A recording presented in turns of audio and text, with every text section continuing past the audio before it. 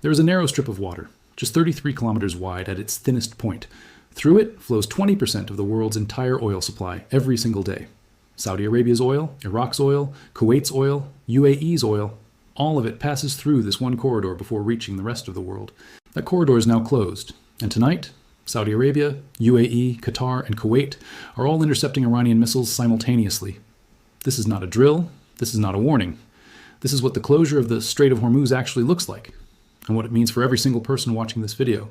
Before we get into what is happening right now, you need to understand exactly what the Strait of Hormuz is, because most people have heard the name but do not fully grasp why it matters so much. The Strait of Hormuz sits between Iran on one side and Oman on the other. It is the only maritime exit from the Persian Gulf into the open ocean. Every oil tanker leaving Saudi Arabia, Iraq, Kuwait, UAE, and Qatar must pass through this single narrow channel. We are talking about 20% of the world's daily oil consumption, roughly 1/4 of all seaborne oil trade on the planet, plus 20% of global liquefied natural gas. It also carries helium, fertilizers, and industrial chemicals that the global economy depends on. When strategists talk about choke points, the places where the global economy is most vulnerable, the Strait of Hormuz is always at the top of the list. And right now, Iran has closed it. On February 28th of this year, the United States and Israel launched coordinated strikes on Iran, killing Supreme Leader Khamenei on the very first day. Iran's response was immediate.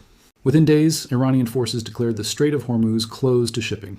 An IRGC senior official made the threat explicit, stating publicly, the strait is closed. If anyone tries to pass, the Revolutionary Guards will set those ships ablaze. We label this clearly. Confirmed. Iran officially declared the strait closed on March 4th. Confirmed. Iranian forces have attacked at least 18 vessels in Gulf waters since the conflict began. Confirmed. A near total halt of tanker traffic has been recorded. Unconfirmed. Whether Iran can sustain full closure long term, analysts are divided since the closure. Oil prices jumped as much as 13% in a single day. Brent crude is now hovering around $100 a barrel. Natural gas prices in Europe are up 63%. In Asia, 54%. And that is before a prolonged disruption. Analysts warn that if this continues, there's no historical precedent for what happens to global energy markets. Meanwhile, Iran made one exception. Chinese ships are being allowed to pass through the strait. Some vessels are now broadcasting Chinese ownership signals on their transponders just to get through safely. But Iran is not just closing the strait. It is simultaneously striking the countries that surround it. In the past 24 hours alone, Saudi Arabia, UAE, Qatar, and Kuwait have all activated their air defense systems against Iranian missiles and drones. Kuwait confirmed its air defenses detected 2 ballistic missiles and 13 drones inside its airspace in a single day. 2 people sustained minor injuries from falling debris. In Qatar, explosions were heard across Doha this morning as the Defense Ministry confirmed it intercepted an Iranian missile attack targeting the country directly.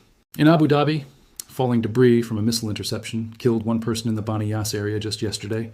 The day before, a Palestinian worker was killed when a missile hit his car on the edge of the city. In Dubai just 2 days ago, a drone struck a fuel tank near Dubai International Airport. Flights were temporarily suspended. One of the world's busiest aviation hubs disrupted.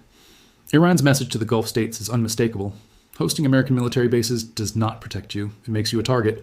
We label this clearly. Confirmed. Kuwait, Qatar, UAE, Saudi Arabia all intercepting Iranian attacks. Official government statements from each country. Confirmed. Deaths recorded in UAE from missile debris. Confirmed by Abu Dhabi authorities. Confirmed. Dubai airport drone strike. Flights suspended temporarily.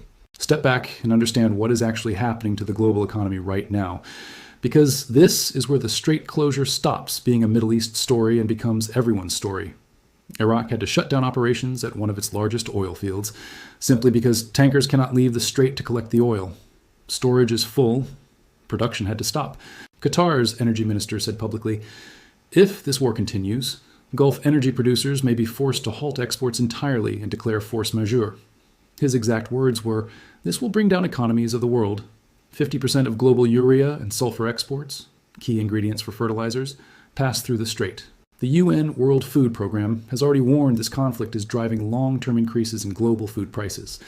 Cruise ships have stopped using the Persian Gulf entirely. 15,000 passengers were stranded on 6 major cruise ships, unable to complete their voyages. War risk insurance premiums for oil tankers have more than tripled.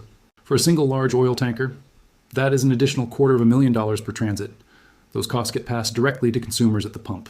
6 countries, Japan, South Korea, China, India, European nations get vast amounts of their energy through this strait. None of them are in this war. All of them are feeling the consequences.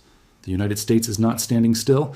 American forces have been dropping massive bunker buster bombs, some weighing 5,000 pounds, on hardened Iranian missile sites along the Hormuz coastline. The goal?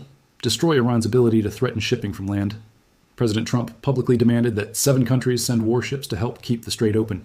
He asked China, France, Japan, South Korea, and the UK to deploy naval forces. Every single one of them declined. The EU's top diplomat said it bluntly. Nobody's ready to put their people in harm's way in the Strait of Hormuz. This leaves the United States in an increasingly isolated position, fighting to keep open a waterway that the entire world depends on, while the entire world watches from a safe distance. Here's where things stand. March 18th, 2026. Day 18 of this war. The Strait of Hormuz is functionally closed. Oil is at $100 a barrel. Gas prices in Europe are up 63%. Food prices are rising globally. 4 Arab countries are intercepting Iranian missiles in their airspace tonight. And the world's major powers, every country that depends on this waterway, have declined to act. Iran's foreign minister said something this morning that should be taken seriously. He said the global economic repercussions of this war have only just begun and will hit all. The Strait of Hormuz has been called the world's most important waterway. Right now, it is the world's most dangerous one. Every claim in this video is confirmed or clearly labeled as unconfirmed. No drama, no fake headlines. Subscribe for daily verified war analysis.